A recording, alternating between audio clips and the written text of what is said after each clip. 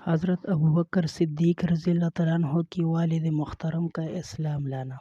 حضرت اسماء بنت ابی بکر رضی اللہ تعالیٰ عنہ فرماتی ہے کہ جب رسول اللہ صلی اللہ علیہ وسلم مقام زتوئی مکہ مکرمہ کے قریب ایک جگہ میں ٹھہرے تو ابو قحافہ والد محترم ابو بکر صدیق رضی اللہ تعالیٰ عنہ نے اپنے بیٹی سے جو ان کی اولاد میں سب سے چھوٹی تھی یہ کہا کہ بیٹی مجھے جبل ابی قبیس پر چڑھا دو۔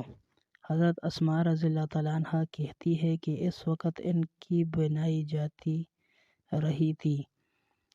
آپ کہتی ہے کہ میں نے جبل ابی قبیس پر انہیں چڑھا دیا تو کہنے لگے بیٹی یہاں تم کیا دیکھتے ہو؟ حضرت اسماء رضی اللہ تعالیٰ عنہ نے کہا کہ میں کوئی لشکر دیکھتی ہوں جو یہاں کسی مقصد کے لیے جمع ہے۔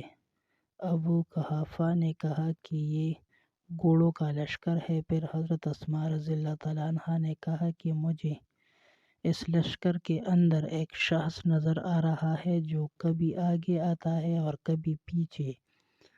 ابو قحافہ نے کہا کہ بیٹی وہ ایسا شخص ہے جو گھوڑوں کے لشکر کو آگے بڑھنے کا کہہ رہا ہے، یعنی اس لشکر کی سب بندی اور ترتیب لگا رہا ہے۔ پھر اسماء رضی اللہ تعالیٰ عنہ نے کہا کہ خدا کی قسم وہ لشکر تو منتشر ہو گیا ہے۔ ابو قحافہ نے کہا کہ کہیں یہ لشکر پہنچ نہ جائے، مجھے جلدی سے گھر لے جاؤ۔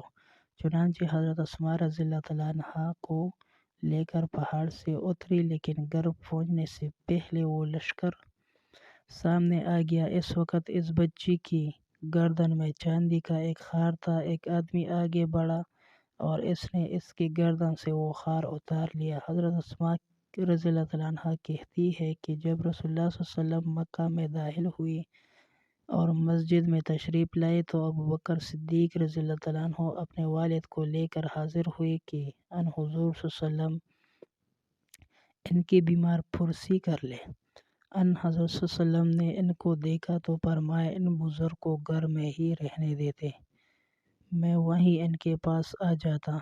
حضرت ابوبکر رضی اللہ تعالیٰ عنہ نے عرض کی یا رسول اللہ صلی اللہ علیہ وسلم وہ اس بات کی زیادہ حقدار ہے جو خود آپ صلی اللہ علیہ وسلم کے پاس چل کر آئے، یہ نسبت اس کی کہ آپ صلی اللہ علیہ وسلم ان کے پاس چل کر تشریف لائے۔ ان حضرت صلی اللہ علیہ وسلم نے ان کو اپنے سامنے بٹھایا اور ان کے سینے پر دست پھیرا، پھر ان سے فرمایا کہ اسلام قبول کر لیجئے۔ چنانچہ وہ مسلمان ہو گئے۔ جب حضرت ابوبکر صدیق رضی اللہ تعالیٰ عنہ ان کو ان حضور صلی اللہ علیہ وسلم کی خدمت میں لے کر حاضر ہوئی تو ان کا سر طعام درخت کی طرف سپید تھا، تو آپ صلی اللہ علیہ وسلم نے فرمایا کہ ان کے یہ بال کچھ بدل دوں۔ پھر ابوبکر صدیق رضی اللہ تعالیٰ عنہ کھڑے ہوئے اور اپنے بہن کا ہاتھ پکڑ کر ان سے فرمایا میں آپ کو خدا اور اسلام کا واسطہ دے کر اپنی بہن کے خار کے متعلق پوچھنا چاہتا ہوں کہ وہ کہاں ہے؟ ابو قحافہ خاموش رہے، کوئی جواب نہیں دیا۔ پھر بہن سے فرمایا اے بہن تم اس خار کے بدلے اللہ تعالیٰ سے اجر و ثواب کی امید رکھو۔ خدا کی قسم آج کل لوگوں میں امانت کا پاس